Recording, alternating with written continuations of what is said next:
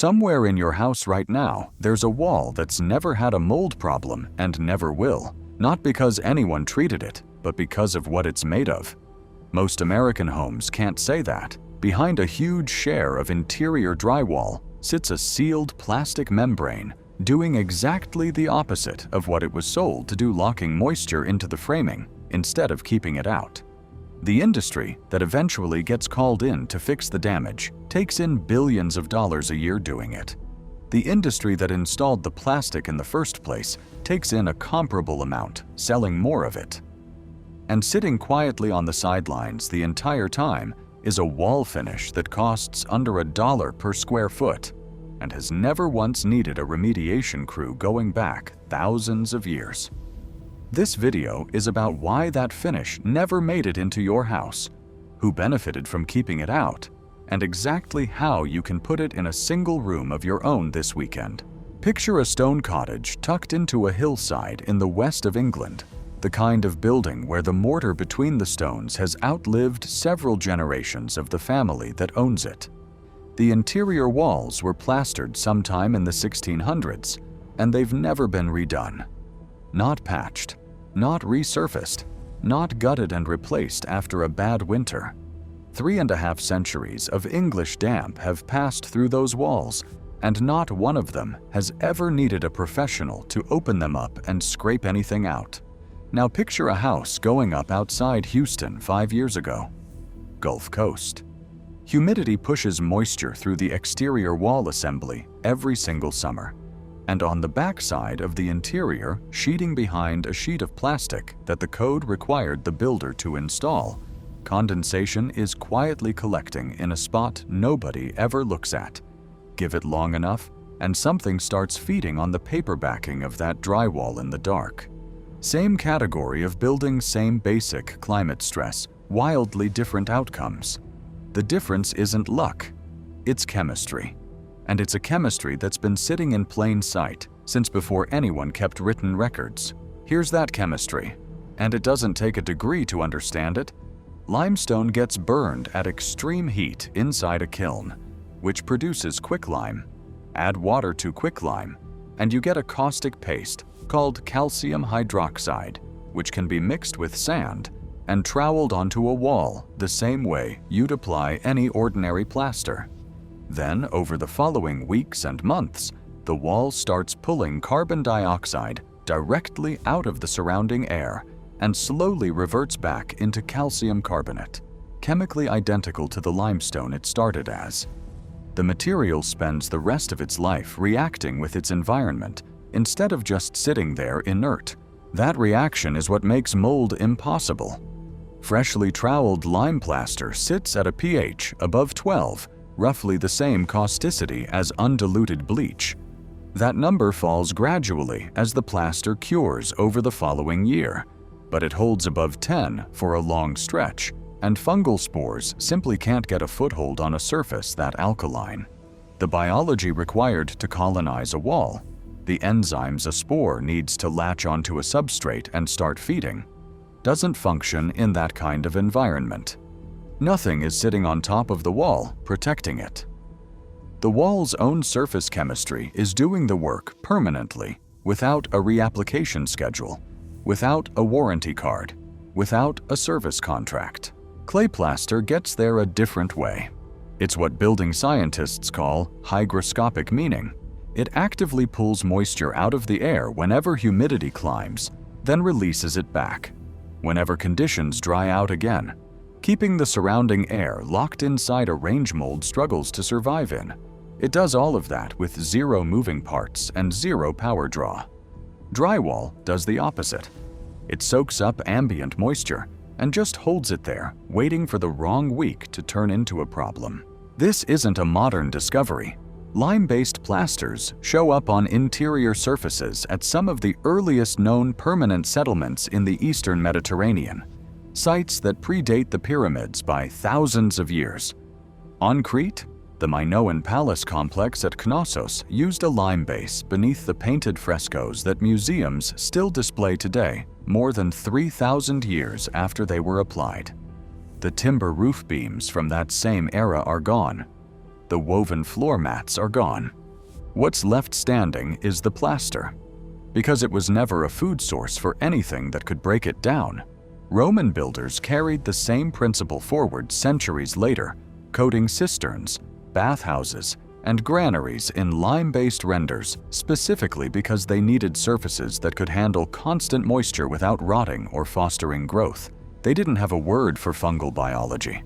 They had generations of masons who knew which wall finish kept a granary's grain dry and which one didn't. And they built accordingly.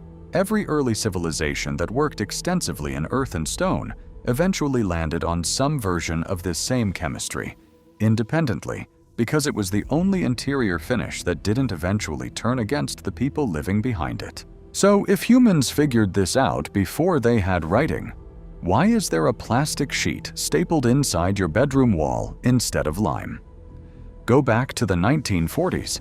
The Federal Housing Administration set the minimum property standards that determined which homes could qualify for a government-backed mortgage, which in post-war America meant which homes could be financed at all. Those standards leaned on vapor control methods that only mass-manufactured products could realistically satisfy. Lime plaster needs a tradesman who understands the material and days of curing time between coats. Clay plaster is heavy, regional, and doesn't ship efficiently across state lines. Drywall could roll off a factory line by the truckload and go up on a wall by a crew trained in an afternoon. With millions of returning veterans needing houses fast and entire subdivisions expected to rise in a matter of months rather than years, the industry didn't pick the wall that performed best over decades. It picked the wall that could be built at the pace the market demanded, and federal financing rules baked that decision into every mortgage that followed for the rest of the century. A homeowner in 1955 didn't choose drywall and plastic sheeting because they compared it to lime plaster and decided it was superior. They chose it because it was the only option a bank would actually finance. Move forward to the committee rooms that shaped the National Energy Code in the 1970s. After the oil crisis forced a reckoning with how buildings used energy, the people drafting moisture and thermal provisions for what became the Model Code were almost without exception representatives of insulation manufacturers and synthetic vapor control companies. Nobody speaking for lime or clay construction had a seat because no trade group existed to fund one. Trade associations exist because their members pool money to influence exactly this kind of process, and there was no association representing a material that mostly gets applied by small tradesmen working one house at a time. So the resulting standard was written entirely around the properties of plastic sheeting. Lime and clay could very likely have passed whatever performance benchmark the room set, but nobody ran the test because nobody sitting at that table stood to profit from proving an alternative worked. That's not a scandal in the sense of anyone breaking a law.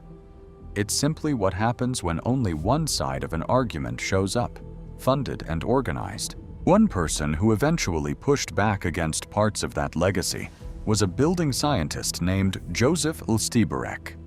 Working out of Massachusetts as a forensic investigator of building failures, over several decades his research demonstrated that interior vapor barriers in a lot of climates were trapping moisture inside wall assemblies rather than keeping it out. And his findings eventually helped loosen the blanket requirement for interior plastic sheeting in parts of the National Code. That part of the story is genuine, hard-won progress, and it matters.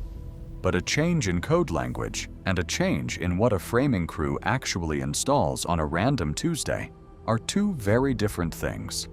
Most builders are still running the assembly. Their training taught them, because it's familiar, because their supply chain is built around it, and because nobody in that supply chain makes money selling you something you only need to buy once. Here's the number that should stick with you. Billions of dollars move every year through vapor barrier and interior sheeting products. A comparable sum moves every year through mold remediation. Two separate industries technically unconnected, and both of them do better business if your wall assembly stays exactly the way it's always been. The remediation company doesn't profit if your wall never grows mold in the first place. The sheeting manufacturer doesn't profit if you rip out their product during a renovation and replace it with something that costs a fraction as much and never needs replacing. Nobody had to conspire in a back room to make that happen. A material that prevents the problem outright is simply a material that neither industry had any reason to bring up, so it quietly dropped out of the conversation decade after decade, while the wall behind your drywall kept doing exactly what the plastic sheet was never actually built to stop. Step back into that English cottage for a second. It's a raw gray afternoon outside, the kind of damp that gets into your knees before you've been outdoors.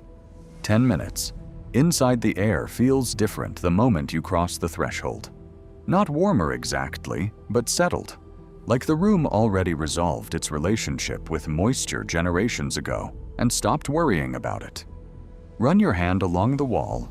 The surface is cool, faintly uneven from being applied by hand, rather than sprayed by a machine with the kind of subtle undulation that tells you a person stood there with a trowel and made small decisions about the surface as they worked.